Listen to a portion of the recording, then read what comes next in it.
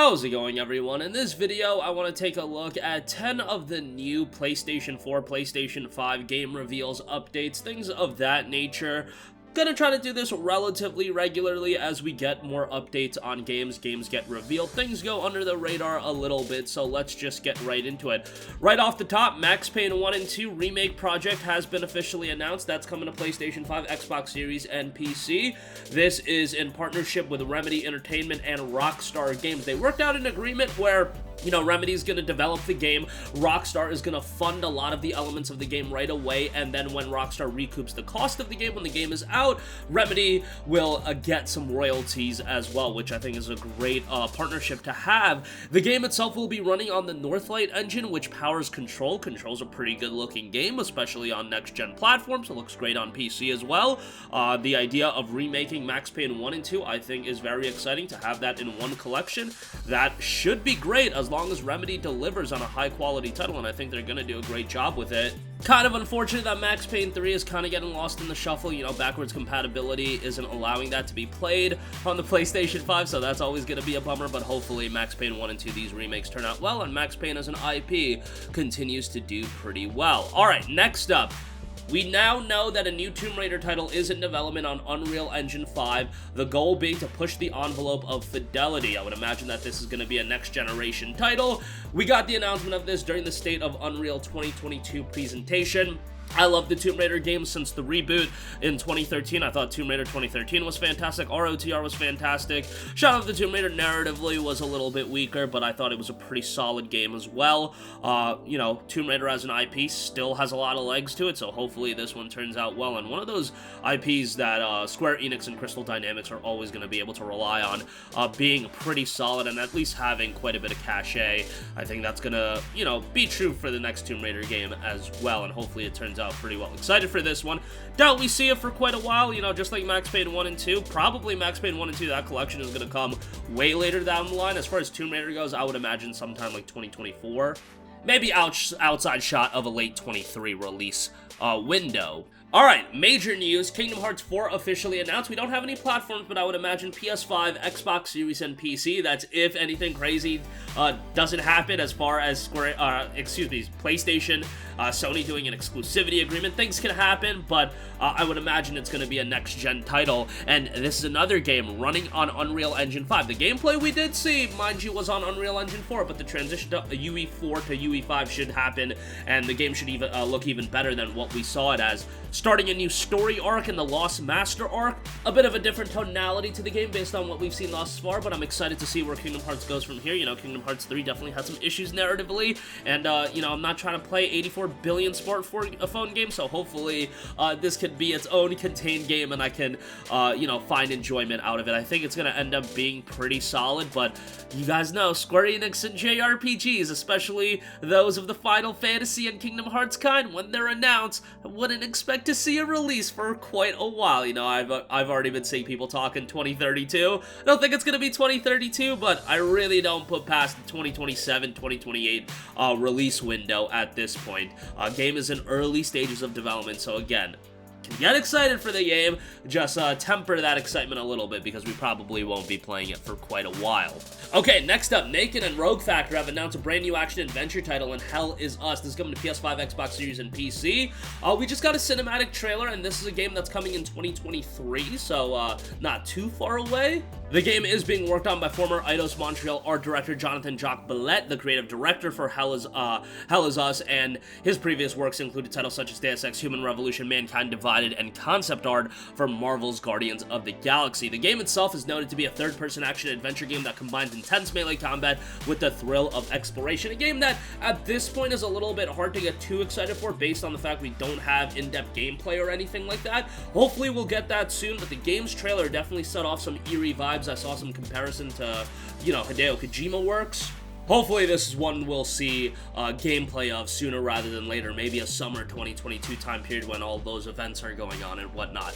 Alright, next up, a Switch exclusive and No More Heroes 3 coming to PlayStation 5, Xbox Series, PlayStation 4, Xbox One, and PC. Super excited for this. No More Heroes 3 is that kind of quirkiness, No More Heroes in general, is that kind of quirkiness that I can really get behind. You know, maybe it's a bit too over the top for some people, but I am down with it. Now No More Heroes 3 is coming to all other platforms outside of the Switch with higher definition graphics, improved frame rates, which is very important. Faster load times are gonna be there as well. Hopefully this does broaden the appeal for the game and more people do check it out. Gonna be priced at $59.99. A physical day one edition will be available. It'll be including a copy of the game, a 5.3 by 7.3 softcover art book with 70 pages of content, a CD featuring select songs as well.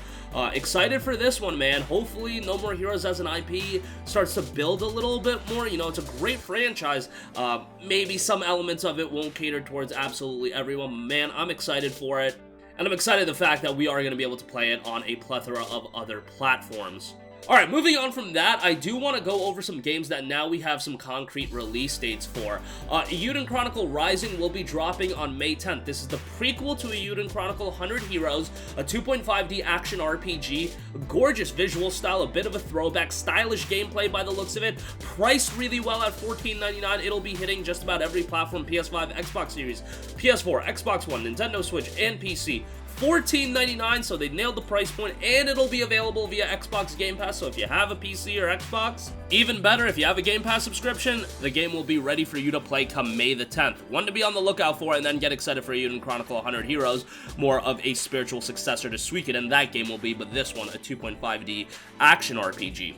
Next up, we have Source of Madness. That's coming May 11th for PS5, Xbox Series, PS4, Xbox One, Nintendo Switch, and PC. Game will be priced at $19.99. Pretty dark look to this one, as it is in early access right now. A Lovecraftian roguelite title. Source of Madness is noted to be a side-scrolling dark action roguelite set in a twisted Lovecraftian-inspired world powered by procedural generation and AI machine learning. Take on the role of a new acolyte as they embark on a nightmarish odyssey. Currently, the early access version has a very positive reception on Steam, 247 user reviews, 89% of said reviews are positive, so that's pretty good. If you want to buy it in early access, it is available right now at $17, but the full release will be $19.99. Alright, next up, this is a game that's been building a little bit of anticipation. Trek to Yomi officially got a release date recently, May 5th. 16 minutes of new gameplay have come out alongside that. Trek to Yomi is a game that I think some people are going to get super excited for, and then some people are not going to get down with the visual style. The black and white look of the game, obviously for the style of game that they're going for, absolutely fits, and I think it looks really good. Other people, you know, might not be right up their alley. The game notes, as a vow to his dying master, the young swordsman Hiroki is sworn to protect his town and the people he loves against all threats. Faced with tragedy and bound to duty, the lone samurai must voyage beyond life and death to confront himself and decide his path forward. The game will be priced at $19.99 as well. Note, cinematic presentation, stylish combat, mythic storytelling, and a thrilling soundtrack to boot. Based on the stuff we've seen thus far, I am really digging the soundtrack. Again, this one is out May 5th, so right around the corner. Anticipate a full review of this game when it does drop on the channel. Alright, next up, here's a game that really just came to my radar and immediately caught my eye. Swordship is going to be coming to PlayStation 5, Xbox Series, PlayStation 4, Xbox One, Switch, and PC come this September. This is a wild game that right away from a visual style already got my attention. Very colorful, popping on that end. And the game notes, what does a shoot 'em up look like? If you remove the shooting, it looks like Swordship, an intense dodging game where placement is everything. Sharpen your skills because this is the dodge 'em up you've been looking for. Obviously, the idea is to dodge everything that's being thrown at you. The game notes, dodge attacks to survive and trick your enemies into killing each other. Steal containers and deliver them to upgrade your ship or improve your score. No shooting, but all action. Pretty interesting game here. Hopefully it turns out pretty well, and we don't have an official release date, but we do know the game has a September 2022 release window. And then lastly, another game coming in September, talked about it recently, but Steelrising will be coming September 8th. It was initially scheduled for a June release, but it'll be coming September 8th. We got 6 minutes of new gameplay, and it is a brand new action RPG that has a very interesting setting, very unique to say the least. Paris in 1789, the city is in the grip of terror. The revolution execution has been surpassed with bloodshed by Lewis 16 and his merciless mechanical army. It falls to Aegis, an engineering marvel, to take on the king's ranks of automatons and change the course of history.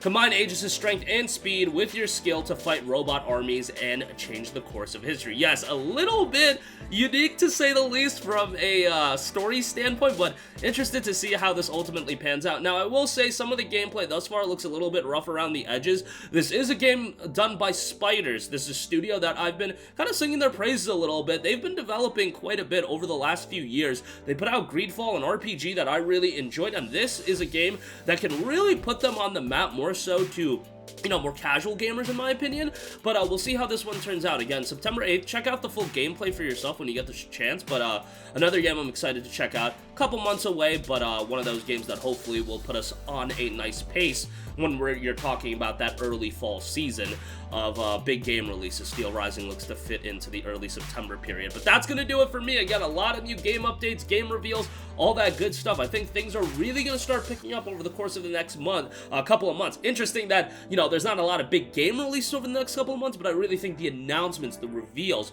those are going to be on point for the next 2 to 3 months or so. That's my hope, and I think we're seeing a little bit of that now. But that's going to do it for me. Sound off with all of your thoughts in the comment section down below. As always, thank you for watching, and goodbye. Hey guys, we hope you enjoyed the video, and if you did, make sure to hit the subscribe button, and if you're already subscribed, do us a favor and hit the bell icon. This way you'll be notified whenever we post a new video. That's the best way to keep up with all of our uploads, and we usually try to upload 2 videos a day. And with the bell icon hit, you'll be notified whenever we do upload a video. As always, thanks for watching.